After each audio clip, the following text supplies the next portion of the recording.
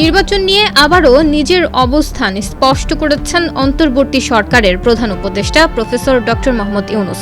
তিনি বলেন, বর্তমান সরকারের নেয়া সংস্কার উদ্যোগ এগিয়ে নিতে যেকোনো পরিস্থিতিতে আগামী বছরের জুনের মধ্যে দেশে জাতীয় নির্বাচন অনুষ্ঠিত হবে।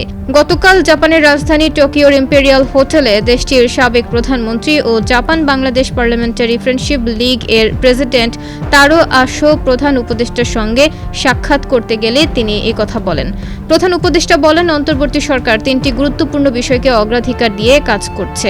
সেগুলো হলো সংস্কার, হত্যাকারীদের বিচার এবং নির্বাচন আয়োজন। তিনি বলেন, ব্যাংক খাতে শৃঙ্খলা পুনঃপ্রতিষ্ঠা, বৈদেশিক মুদ্রার রিজার্ভ পুনর্গঠন এবং ঋণ পরিশোধে অন্তর্বর্তী সরকার দেশের অর্থনীতির উল্লেখযোগ্য অগ্রগতি অর্জন করেছে।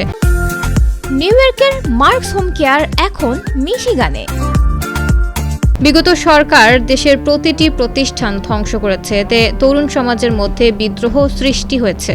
সেই তরুণরাই আমাকে এই বিশৃঙ্খলা দূর করার আমন্ত্রণ জানিয়েছে। প্রধান উপদেষ্টা বলেন, বিগত 10 মাসে আমাদের প্রয়োজনীয় সব সহায়তা দিয়েছে জাপান। অপরিসীম সহায়তার জন্য আমি জাপানকে ধন্যবাদ জানাই। এদিকে রোহিঙ্গা সংকটের সমাপ্তি ঘটনার এখনই সঠিক সময় বলে মন্তব্য করেছেন প্রধান উপদেষ্টা প্রফেসর ডক্টর মোহাম্মদ ইউনূস। তিনি বলেন, এ বিষয়ে জাপান ও বাংলাদেশ একসঙ্গে কাজ করতে পারে।